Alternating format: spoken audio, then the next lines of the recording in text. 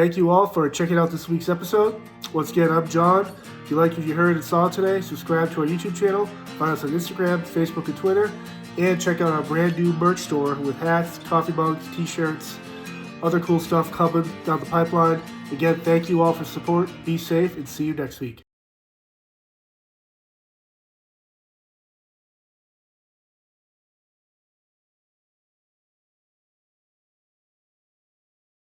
How's it going, everyone? John here, the host of Spirit Talk, and today I get to welcome our good friend Gary Marandola to the show. Gary, aka Gary the Barbecue Chef, has been a contestant on Gordon Ramsay's Next Level Chef.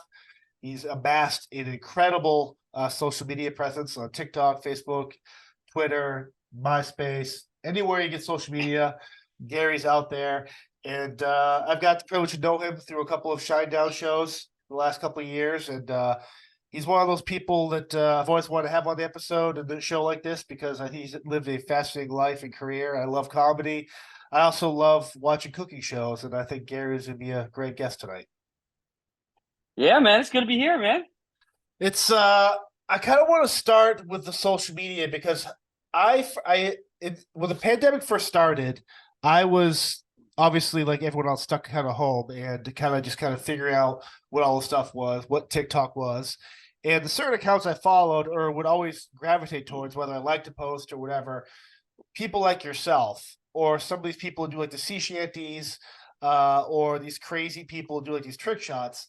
Well, lo and behold, a couple months later, Barry Kirch's business partner, the coffee company Smart Brews, was like, "Hey, have you heard of Gary the Barbecue Chef?" And I'm like, "Yeah, but I don't follow him, but I've seen his TikTok videos." And sure enough, I start following and start realizing what a unique person you are and how you're able to kind of navigate that social media world where it seems very inundated with a lot of bullshit, but you're able to do something very unique with your brand. I think that I kind of want to start there.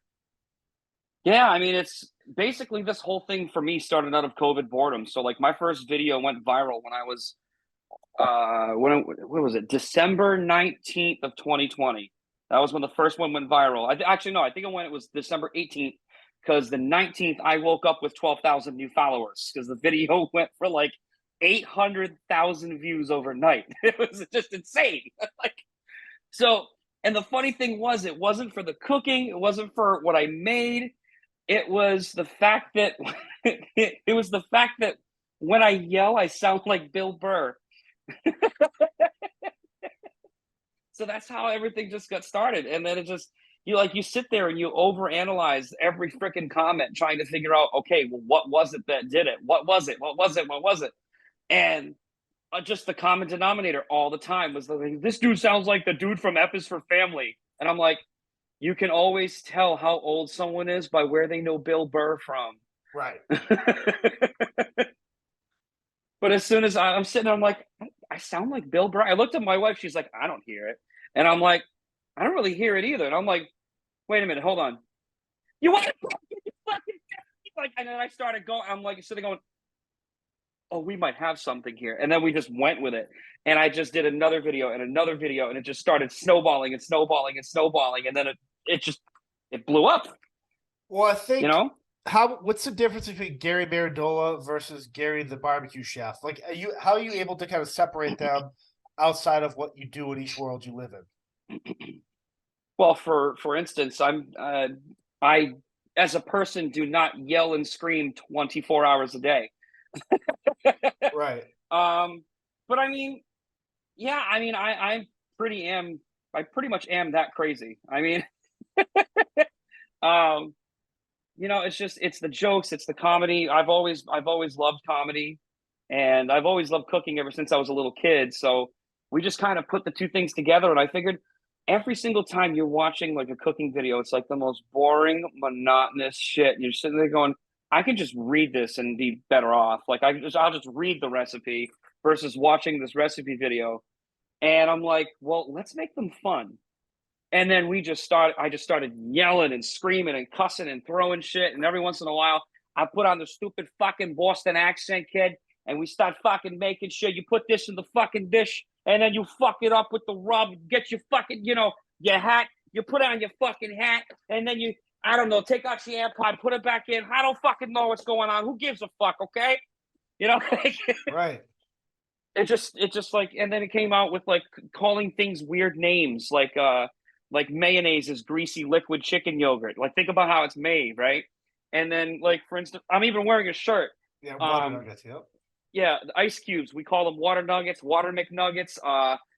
Um, what are some of the other Titanic sinkers, glacier sprinkles, glacier poop, uh, all kinds of things. Like, just it's just we go crazy with it, and it's fun. Well, it seems like growing up, I remember watching on PBS like Julia Child's Kitchen. And then later on, as I got older, I started to appreciate Iron Chef back when it was like Cat Cora and like Mark DeCostas before he actually started speaking English, or I thought he could speak English, right? And so I always like to your point, like when I watch these shows, I always be like, this it seems like these chefs, they never get portrayed as having dark humor or people. It's always very like, this is how you cut the onion, this is how you saute. And to your point, I started gravitating towards people who are very like vocal, passionate, and characters outside of the normal what you perceive as a chef. And that's why I love like the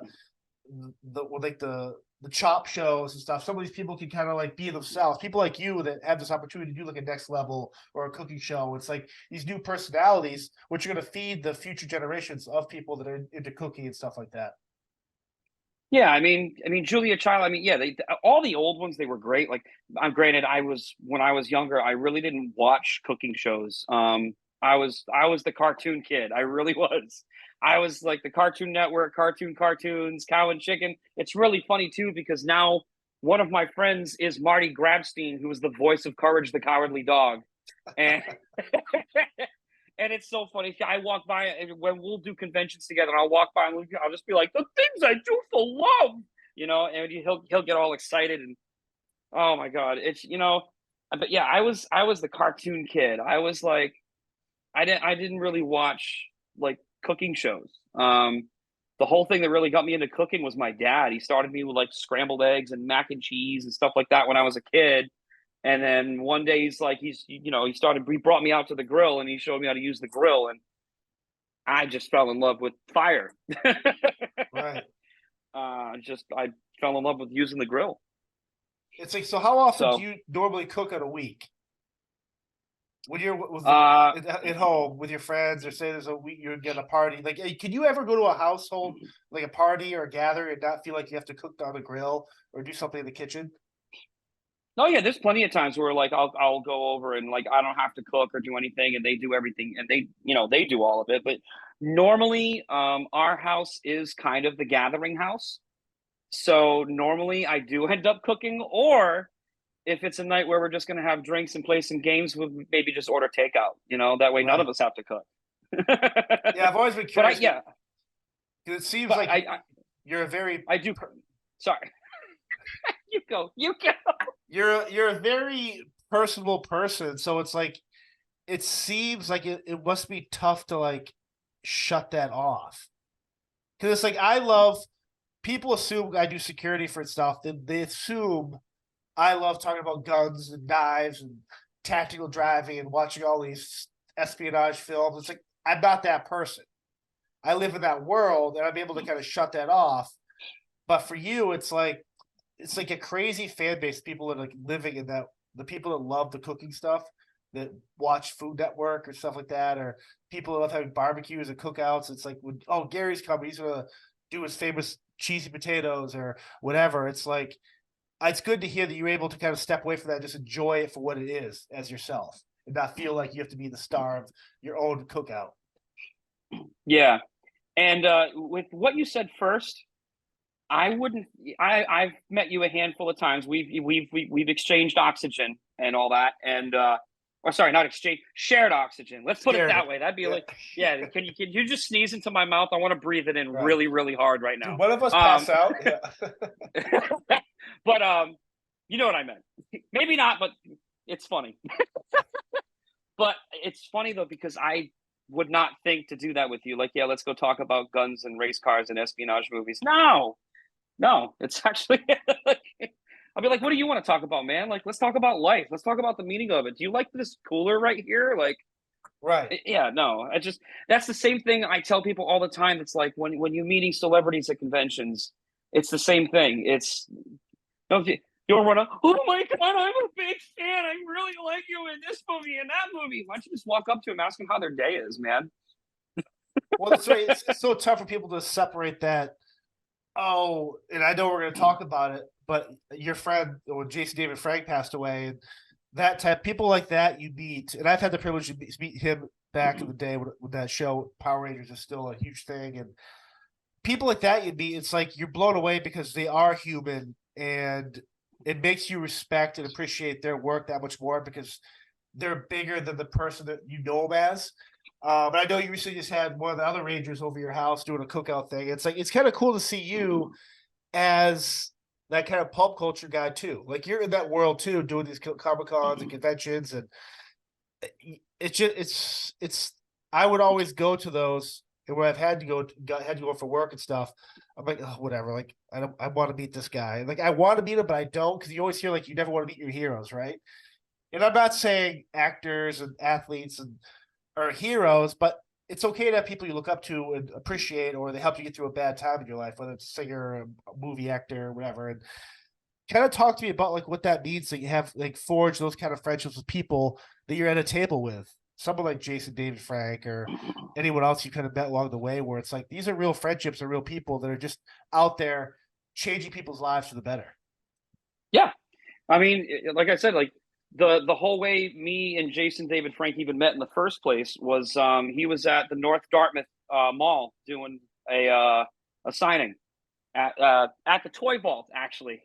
Awesome. And I went there with this. It's right off camera over here. I have a black and gold Legacy Saba sword, the San Diego Comic Con exclusive, and there's only 1,000 of them ever made, and I wanted to have them sign it. And I walk in and realize that the whole thing is sanctioned by Rhode Island Comic Con, and I knew everybody that was working it. So, and they were, and the next like 3 or 4 stops that he was doing were all GameStop locations, and he was like, so my buddy Mike Burgee, who is for Rhode Island Comic Con and all of the cons, actually, he is like the vendor floor manager. Like he is the guy. Like if you have a question, he's the one that answers it. And he just comes up to me, goes, so can I call an audible? And I'm like, what do you need? What happened? He goes, GameStop did not lift a finger to promote this entire thing. And he like, so far, we don't even know if people are going to be showing up. And I'm like, all right, get me in with them. My autograph's free though. Like, I want my autograph for free. I'm helping this guy. Right. Like, and then, so they bring me in there. And you figure it now. At this point, before this, I was a volunteer for Rhode Island Comic Con. I was one of the celebrity liaisons, and I worked with all the celebrities. And yeah, like you kind of lose the whole starstruck feeling. You know what I mean? Like Yeah. they're just people, man. Like you saw when I met Shine, I wasn't geeking all over the place. I'm like, what's up, man? Yeah, Like, no, hey, how's it right. going? Yeah, right. How's your day been? You know what I mean? Like it's not. I don't have that anymore. Like don't get me wrong. At first, I did. Yeah. But yeah, like it's just and I just lost my whole train of thought.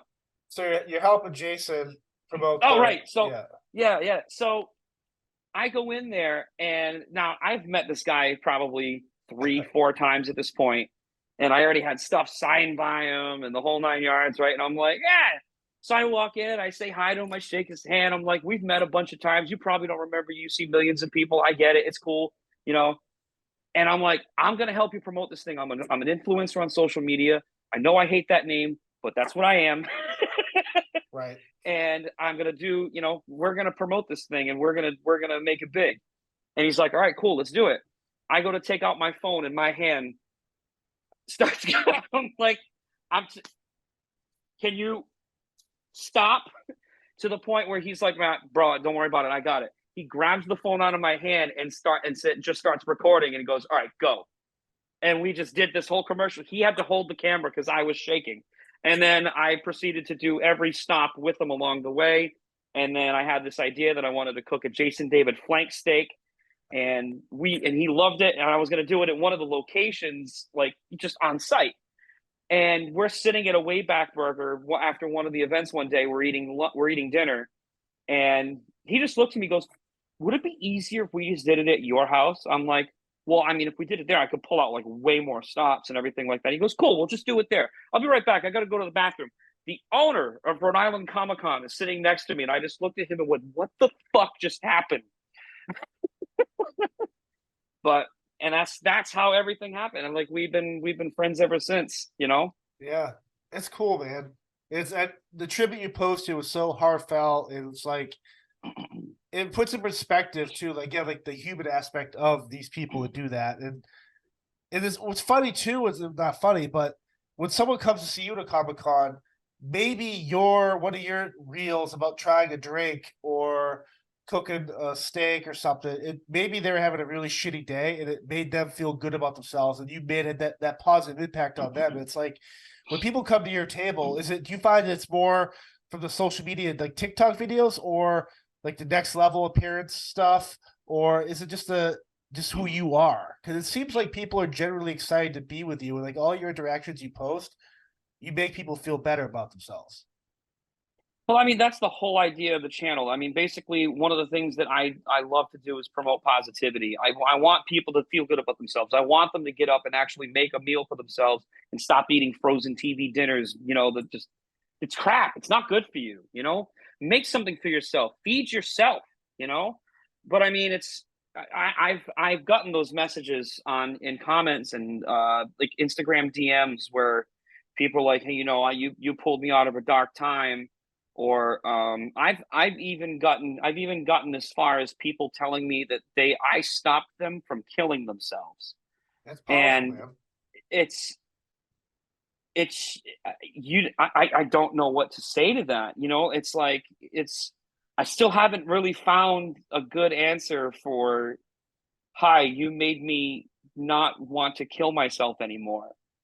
um it's crazy to even think about, you know.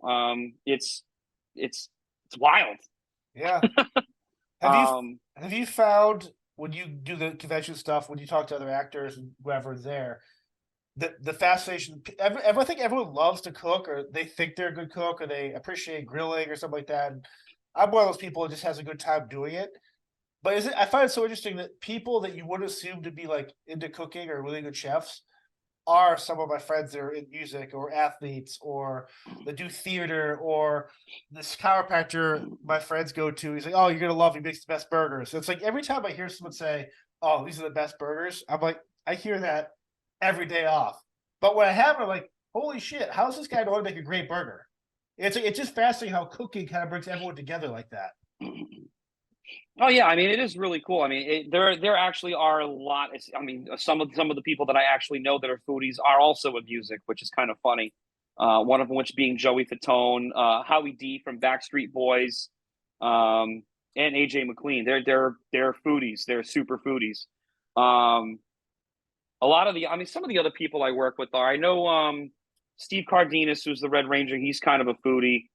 um but I mean, it's cool to see, like you see them in a different light all of a sudden, especially like when you find out, like, hey, this person's a foodie, or you know, this person like had a super serious role, but he's wildly and hilariously gay in real life. You know, which, by the way, John Barrowman, he was Malcolm Merlin on Arrow. Yeah. He was the Dark Archer. Yes. He is the funniest, most amazing gay man I've ever met in my life. That's awesome. I have no idea how the hell he did that role, but he had the most serious face in every single one of those shots. And he showed up the first day of Colorado Springs Comic Con last year in a wedding dress and pumps. It was amazing. But I mean, it's you see these people in a different light, especially like, you know, it's yeah, it's just, you know, like for instance, Joey Fatone is also a sneakerhead. Oh, He has like this wild sneaker collection, and every single, like, I literally go up to him every day just to see what kind of shoes he's wearing. awesome.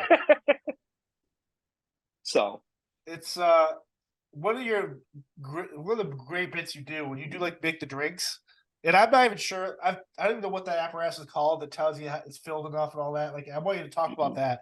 But I guess my thing is some of the drinks you make that look amazing, some that don't. Do you always finish the drinks? Or do you kind of do like what Guy Fieri's done before, where he kind of spits it out before he takes and stuff? And it's like, how much can you sustain when it comes to eating and drinking all day? So, what a lot of people don't know about those drink videos is, I mean, obviously, sometimes you can hear them, but I more often than not have a table full of people in my dining room Yeah, just off camera. So, what we end up doing is everyone gets a shot glass, and then when I'm done filming the entire drink video and I take my sip, I give the reaction, and then we either, if it's bad, we just dump it down the drain. But if it's good, we all share that drink. So you figure we can sit here in one night and do 18, 19 drinks. And by the time it's said, everything's said and done, if there's like 5 of us here, we all had what, 3 drinks total? right, We're right, taking shots of mixed drinks. You know what I mean? Plus, I mean, if you want, you can have an actual like full drink on the side.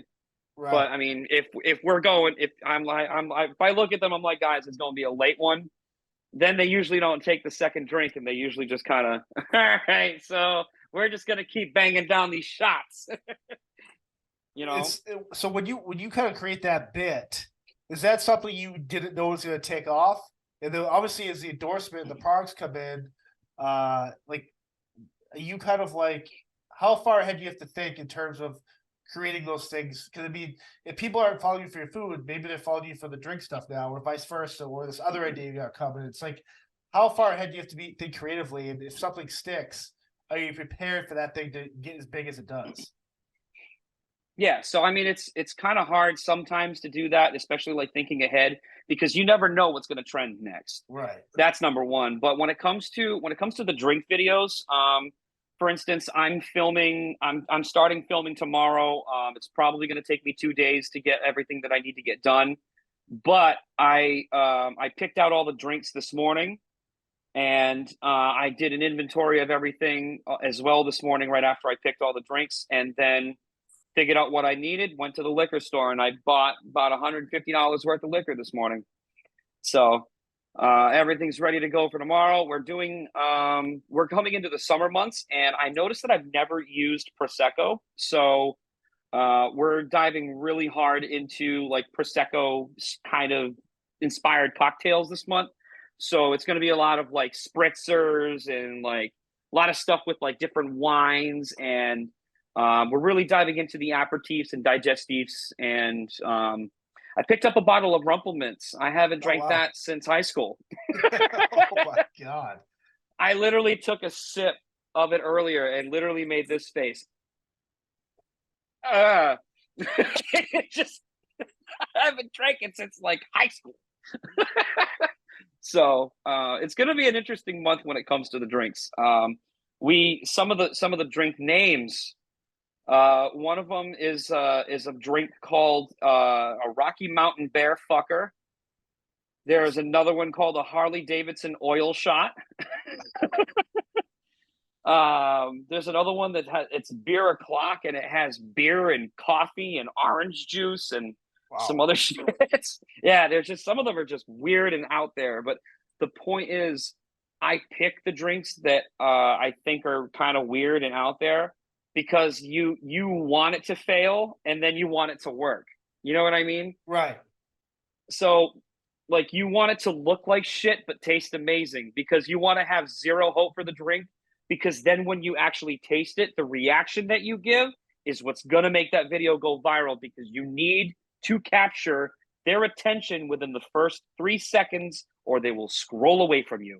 And that's great because it's like every time when I watch those, and you have your famous tagline that starts it, it's like that's why I think it's so endearing with you. It's like it's an honest assessment in real time.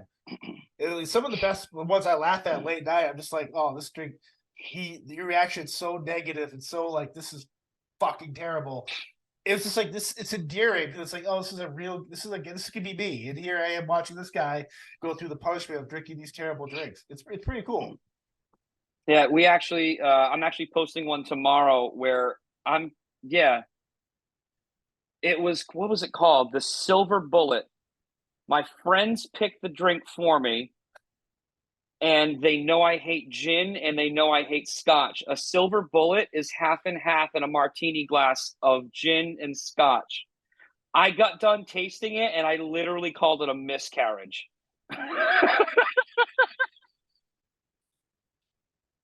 I'm Oh, like, this is fucking disgusting. I God. dumped it immediately. When Oh, it yeah. comes to Ugh. like, you obviously you are very funny. And you mentioned your comedic tones, your approach to this. But when it comes to like joke writing or like when it comes to like your ice nuggets or stuff like that, do you have to take notes or does that just stuff come to you organically? Because it's some of the Believe it. stuff you say is super creative. And it's like there's no way this is coming off the top of his head in real time. And if it is, man, it's impressive.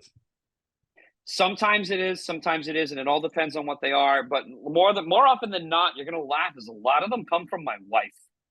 Wow. Um, Yeah. my wife was the one that came up with liquid chickens for eggs. Yeah. Love it. My wife came up with anytime I use garlic, it's Italian cologne. That was my wife.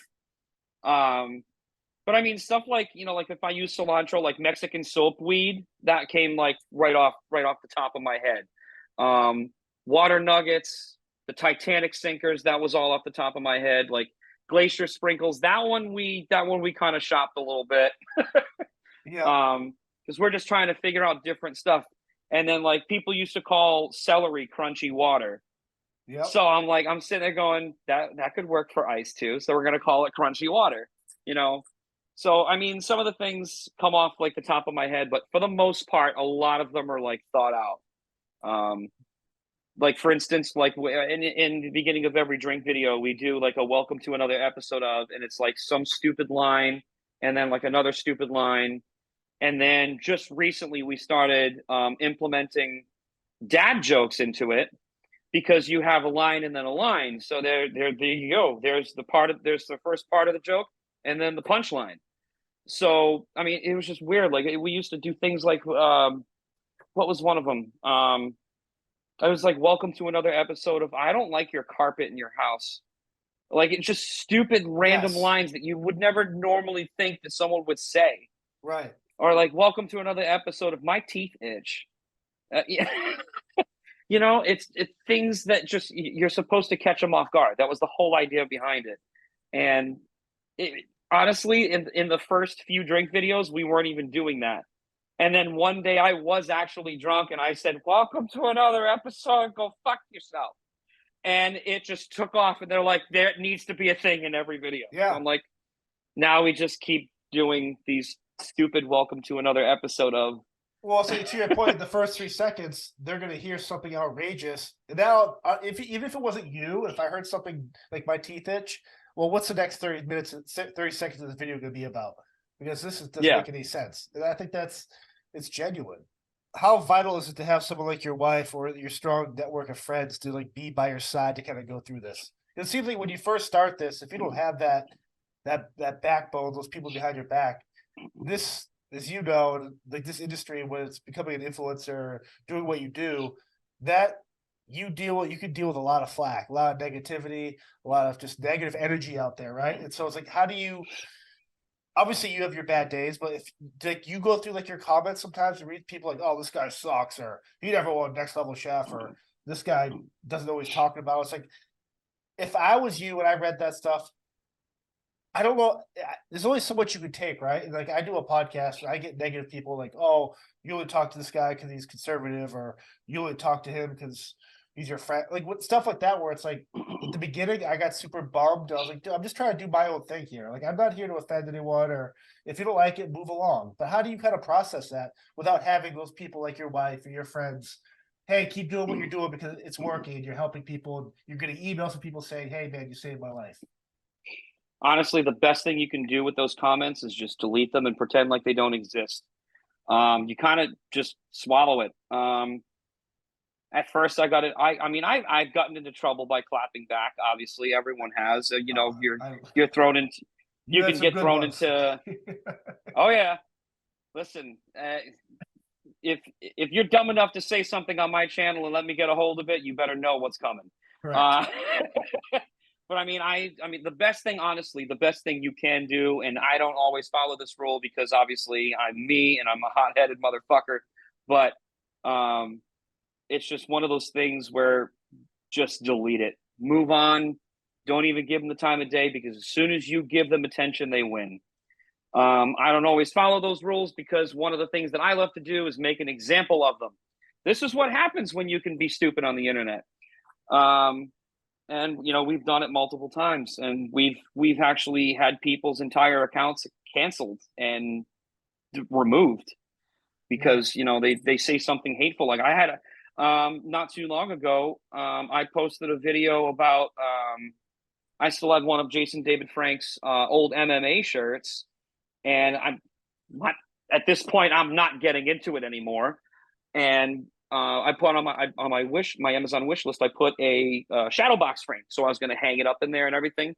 And someone in that video in the comments section made fun of suicide, Oh, and I commented back and I said, "Did you just make fun of suicide? Hold my beer, watch this." And I screenshotted it. I screenshotted her profile, and I went to every social media platform where I could post a picture, and I posted them. And that was all I had to do. My followers it was a woman, tore her apart. I remember that. Yep. Damn.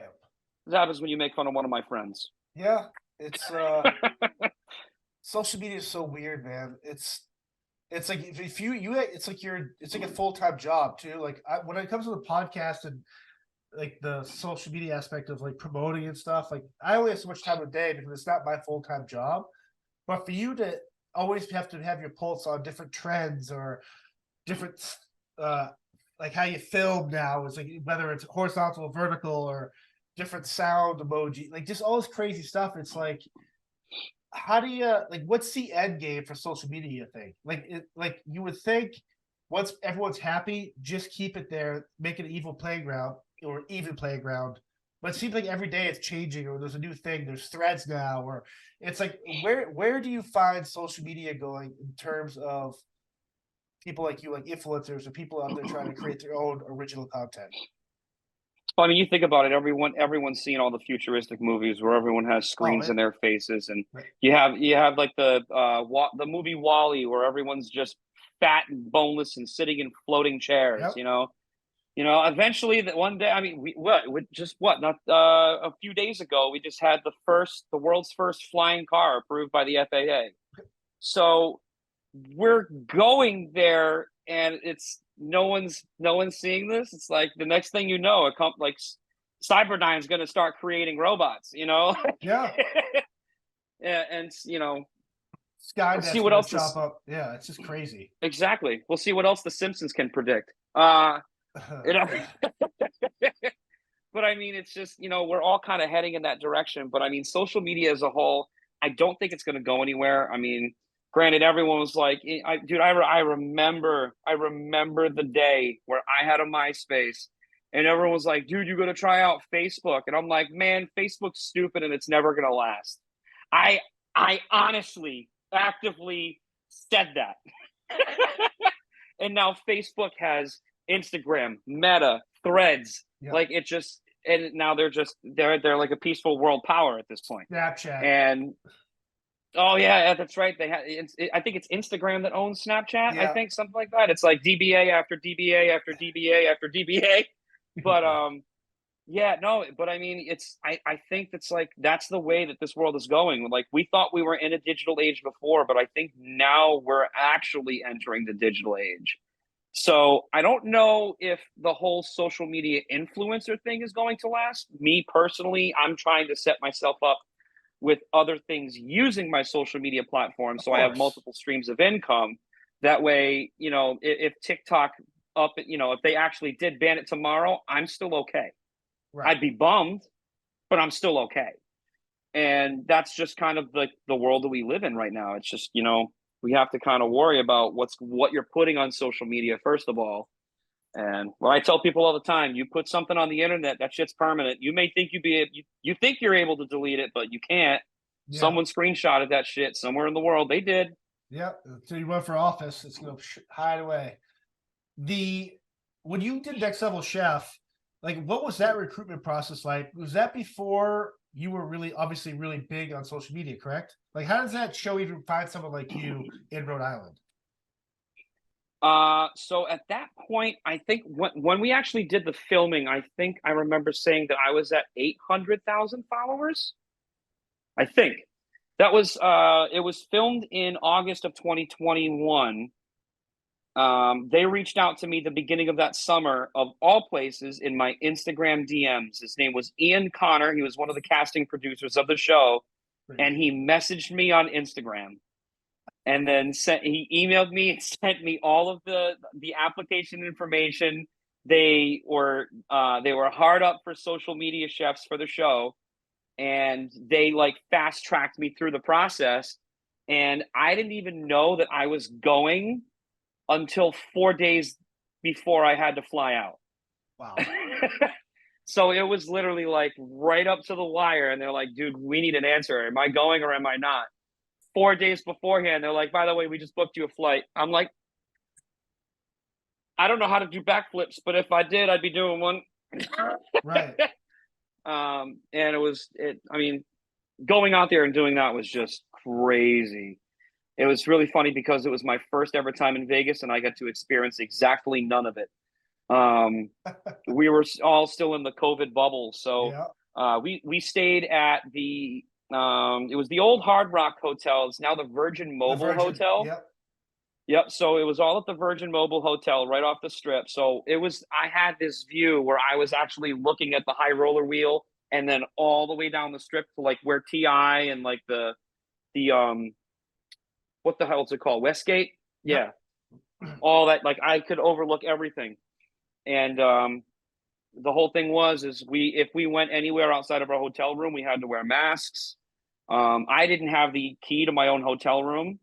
I could not go out by myself. If I went anywhere, I had to be escorted. We basically I ate the most takeout I've ever eaten in my life in the time that I was there. It was literally like morning, noon, and night, just Grubhub, room service, maybe some more room service, Grubhub. I mean, I was eating White Castle, Hooters, sushi, Thai food. I got this dulce de leche French toast from the room service of the hotel that when it came up to the room, I thought it was a full loaf of fucking bread. It was like humongous. And it had like the caramel brittle on the side with the dulce de leche sauce and maple syrup, and it was like you cut it, dude. I couldn't eat the whole thing because I would have looked like I was 6 months pregnant. But god damn, was it good? Right. It was just crazy. And then you're on set for 12 hours a day to film a 45-minute episode. Those cutaway interviews where you like in the moment when things are happening and all of a sudden they cut away to like an interview of you and you say something. Those are filmed after the fact. They put you back into that situation, whether it's good or bad, whether you liked it or hated it, you're going back into that situation and you have to react like it's actually happening right now. And all of those are filmed in a shipping container with a blurred out backdrop.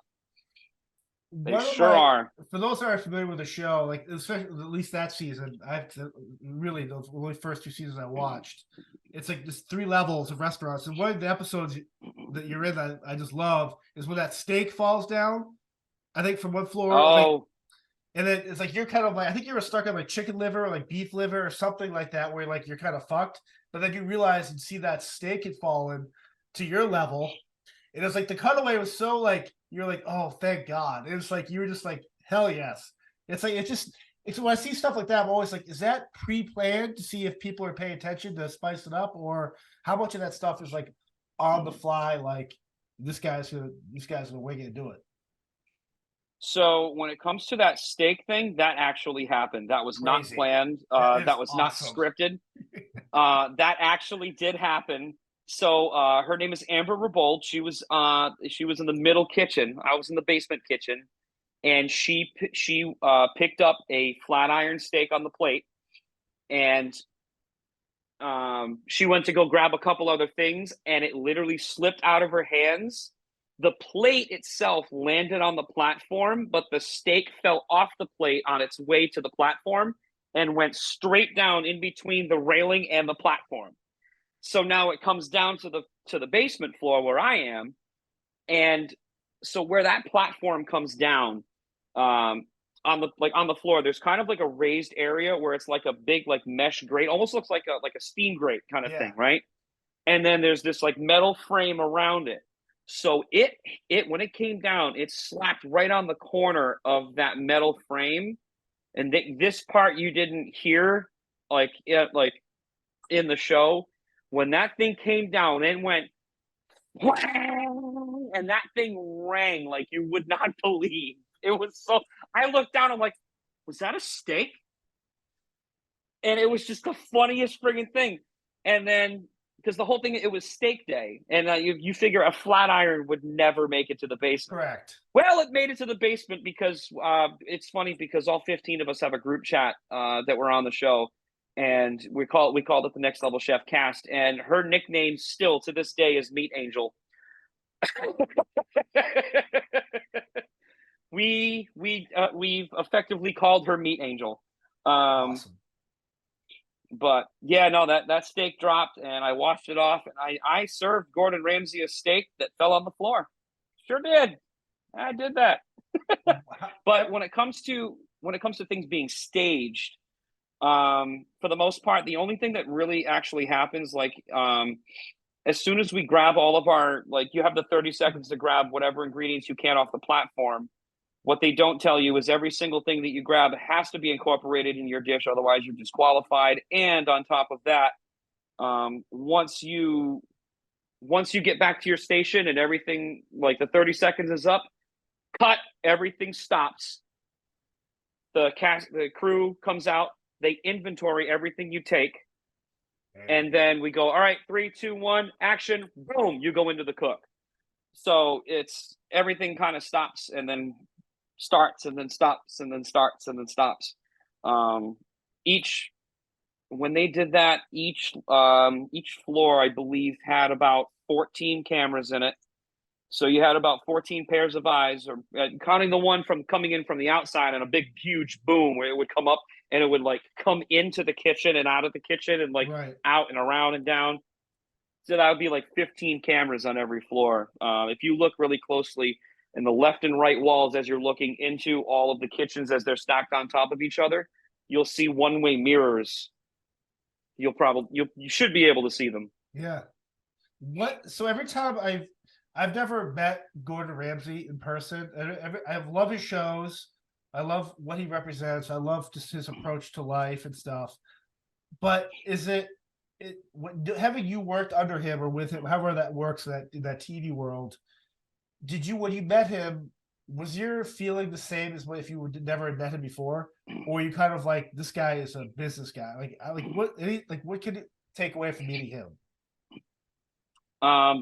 What I can take away from meeting him is he's actually one of the sweetest guys I've ever met. Okay.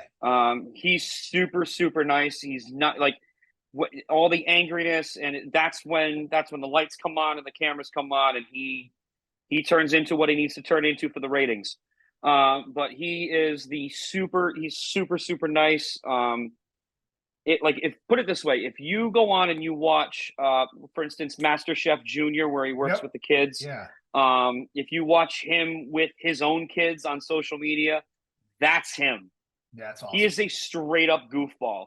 One of my favorite stories, like, we were in the top kitchen, all of us were in the top kitchen, and he was talking to us, he was addressing us, telling us about like what we could expect, and he's sitting there and he's folding paper airplanes while he's talking to us. And he gets done talking, and he had folded 8 paper airplanes. And he goes, right, come with me. And he walks over to the edge of the set, and he grabs these paper airplanes. He starts pelting the production crew with paper airplanes. And we were just like, what? And he's just laughing his ass off. So we sit there, we're laughing, we're sitting. He's actually hitting people, and like we're like 5 stories up because these kitchens are tall. It was like a 5-story tall set, and he's actually managing to pelt these guys with freaking like he's done this before. Awesome. But yeah, no, I was waiting for Richard Blaze to come by. The way he can get one stuck in his hair. Wait, have you seen Richard Blaze? He's 4'7", and then he fixes his hair, and he's 6'2". Yeah, it's big hair, big pompadour. What are some of your favorite cooking shows right now? I'm actually really big fan of watching Beat Bobby Flay. Oh, I love that show. I freaking love Bobby Flay. That one, I love watching pretty much anything by Guy Fieri because that man is literally my spirit animal. Yeah. He's so nice too. I actually have a Santo Tequila cup signed by Guy right over here on my bar. But pretty much anything he does. I mean, I've been to a number of his restaurants. Same thing with Ramsay too. I've been to a number of his. It's really funny. There was a show, I can't remember what it's called now. It was a Gordon Ramsay show, and he was going into these places, and he put on a disguise so no one would recognize him. And then it was kind of like I forgot the name of the show, but it was kind of like almost like a bar rescue-esque kind of thing. Yeah, like an undercover. But it was Gordon Ramsay. Yeah. Oh, and yeah, he basically copied Bar Rescue, but he had the whole he went in disguise, and there was ones where he would even disguise himself and then have a lookalike go in as him. Like I mean, he thought of it, dude. There was one of them. He dressed in drag. He dressed up as an old woman. It was fantastic. And then the thing is, though, is he would stand up in the middle of the restaurant. Can I have your attention, please? And all of a sudden, he starts talking, and you can hear his voice, and he starts peeling off the freaking the prosthetics and the wigs and the friggin' fake cheeks and shit, and taking off all. It just goes down to his black T-shirt and everything, and everyone just sitting there going, they're all just losing their minds. But it's such a great show because I loved Bar Rescue, so I mean it was basically the same premise, and it was Gordon Ramsay, and I'm like, all right, sold. He's bringing back Kitchen Nightmares. Did you hear that? I heard that. I saw the press release for it. Yep, I saw the press release for it too, and I'm excited. He was actually just in New England filming for it, so he's going to be doing a couple places in New England, and I was just with him a couple weeks ago in New York City. Awesome. I think when you watch The Shop or the Beat Bobby Flay, I watch it because it's very specific, or there's something about that show I like, or just the way the judges are, or the way it's kind of put together. It's like watching you. I know every time I see a new drink, I'm going to love the content. For those 30 seconds I watch that clip or whatever, your reaction, and I think people gravitate towards what they're comfortable with, and I think it's more, you get more and more out there and your brand and stuff. I think people would be like, this is a guy that if you don't like swearing, that maybe we'll stay away or keep the volume down. And I'm not someone that I swear, obviously. I'm around people that swear a ton.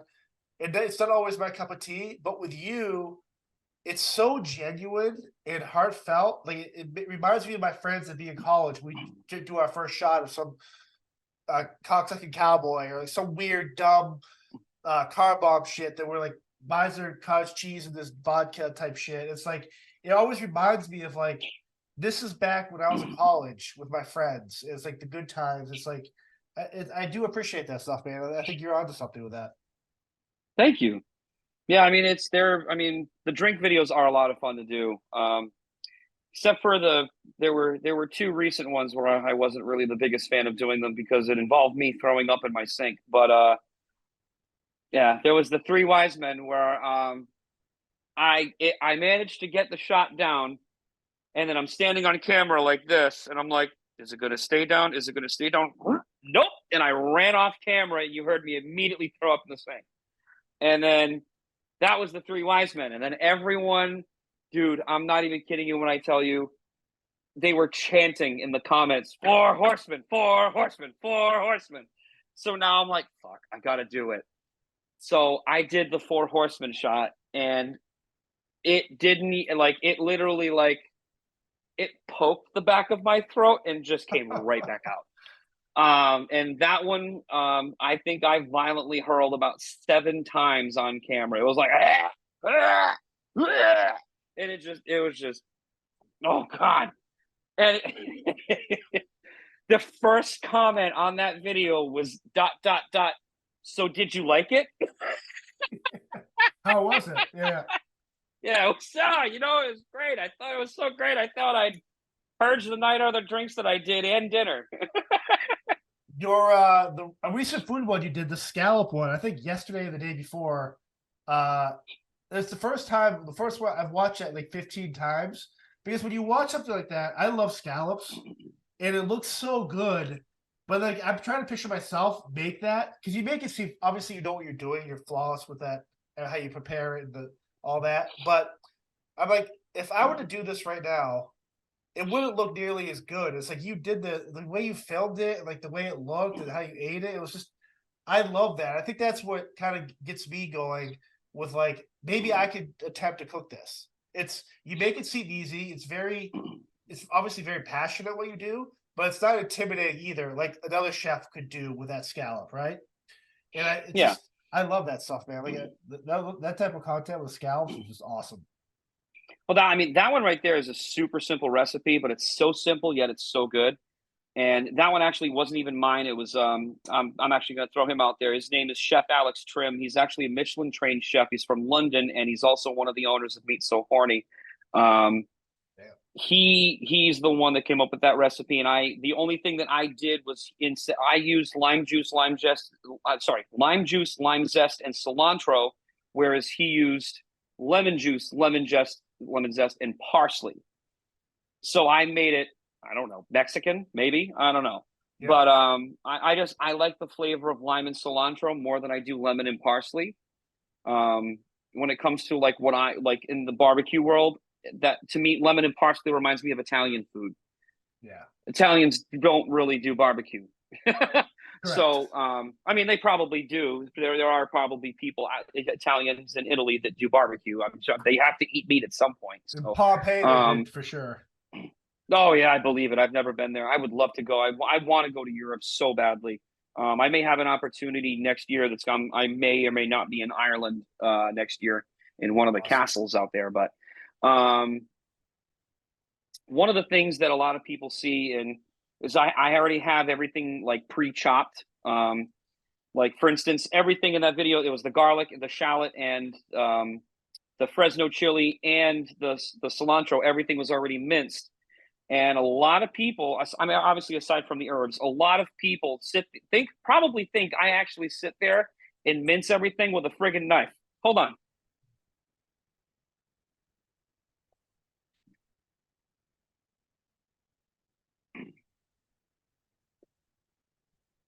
Remember Vince? Oh yeah.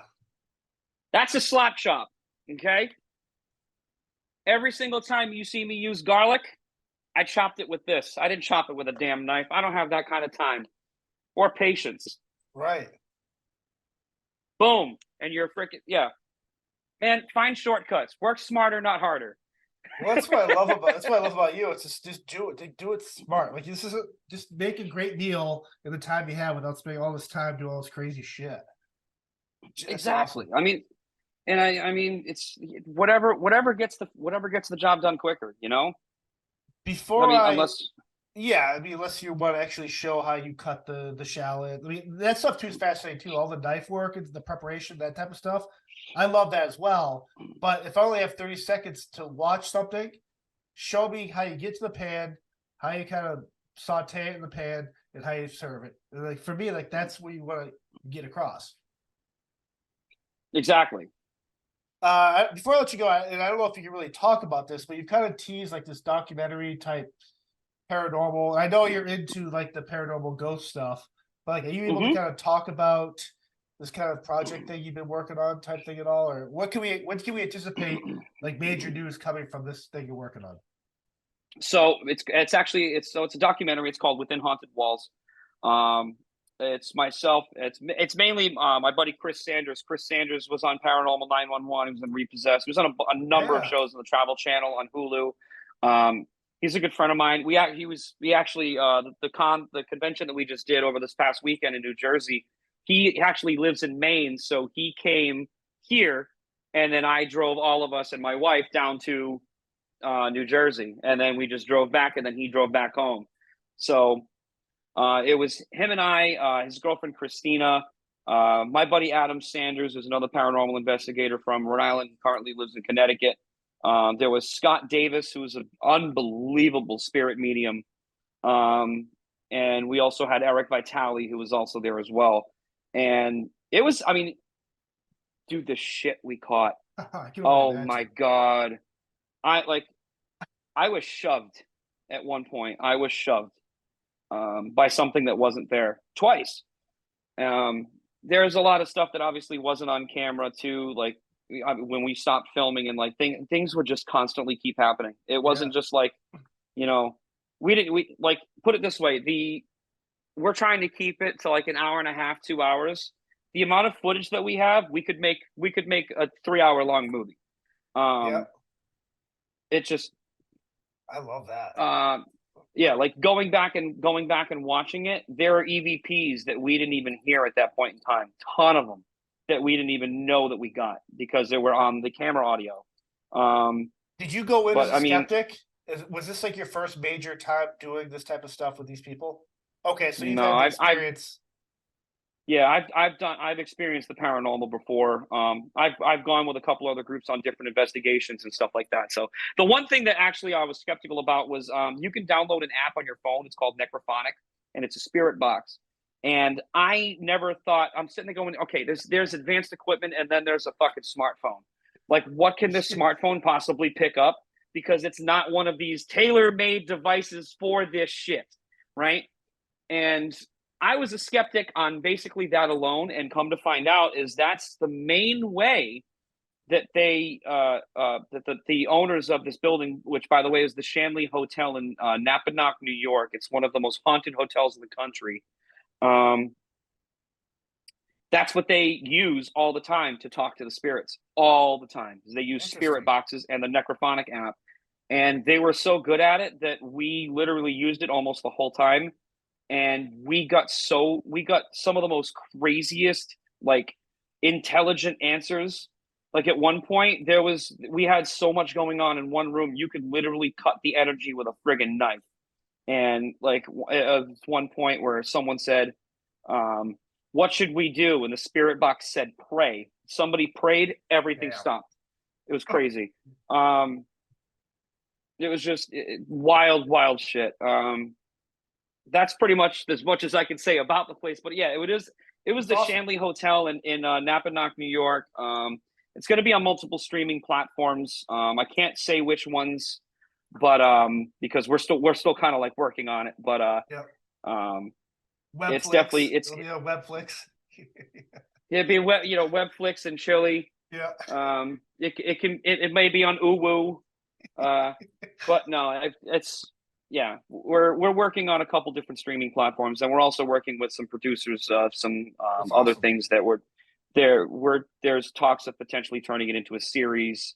And the other thing too is I believe the premiere is in September, but the actual like it will release. I believe our tentative date is December 20th of this year. Has there ever So been a cooking show that it's almost like you cook inside haunted kitchens or like hotels? Like I can imagine you cooking inside like the Overlook Hotel, like the Shining Hotel, or some of these other like if you could cook a steak in the Amityville Horror House, like you know how insane that'd be. Like that content would be amazing. so here's actually we've been talking with a couple different people about this, and one of the ideas that we actually pitched recently was Oh, good. basically we show up to a location, I pull out a grill, and we start it up, and I get everything on the smoker, and then we go in and do the investigation, and then when we're done with the investigation, we sit down to a meal and talk about the investigation. So that's kind of like it, basically like ghosts and barbecue. I've had this idea during the pandemic. I was like, I really got into like the paranormal stuff just because didn't really know enough about it. And like I love drinking beer, but I was like a show that just said like booze and brews, where it's just like you go to like a local place, you drink their local craft beers, but you also go to like the local haunted establishments. And like I love the idea that history's tied into it with a passion you have. And it's like, man, I would love to see you just cooking a brisket while these demons are flying around you. Like it'd be badass.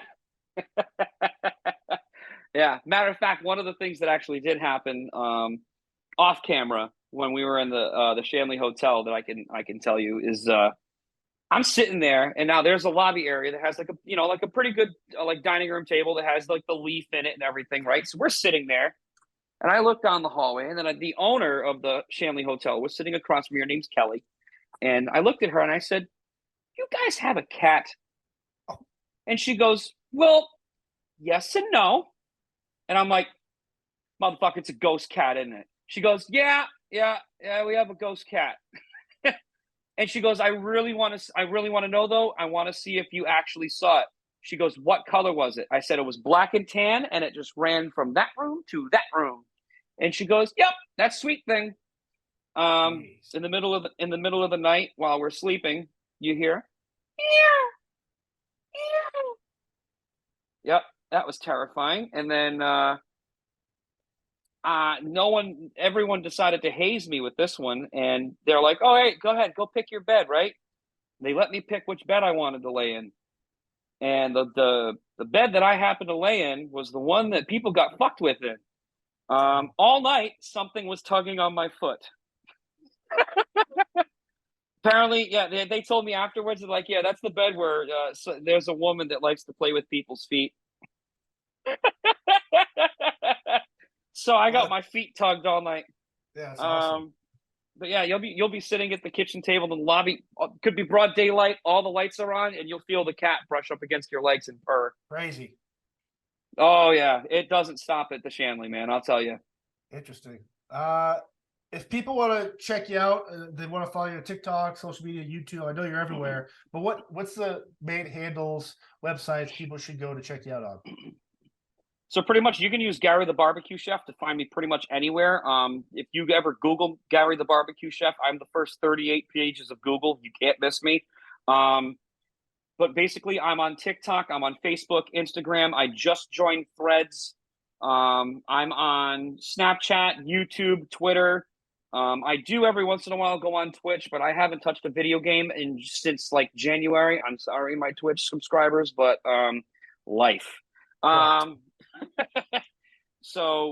yeah, I'm literally all over the place. The only place where my handle would be different is on Instagram. It's Instagram and Threads, because it's tied to Instagram, which is Gary the Barbecue Chef 2, because the original Gary the Barbecue Chef account was spam.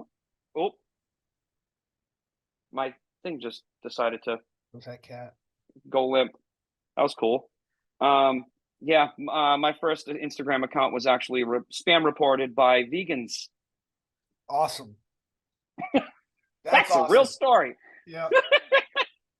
Crazy. Yep. What are you gonna do? I hear you. Well, Gary, this has been awesome. Thank you for your time. Thank you for being you, and I wish you continued success. And I'm sure I'll be seeing you backstage at a show here soon. Oh, hello. I'm just enjoying this nice fucking candle.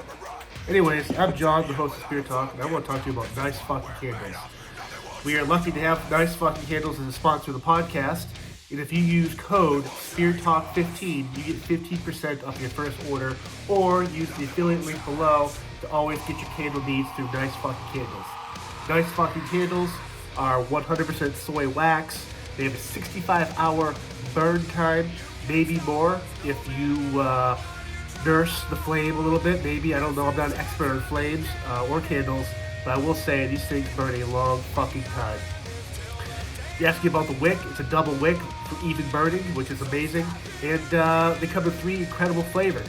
I'm not sure if you're going to be eating these candles, but if you do like them, the scents are eucalyptus and ginseng, tobacco and fireside, and seaside and driftwood. Once again, Nice Fucking Candles. They are the candle company for Spirit Talk, And if you love candles and need a good scent to clear out your office, your room, your podcast room, your weight room, your whatever you're doing in a room that smells like crap, use this candle. It's amazing. Thank you. Check them out. Love nice fucking candles.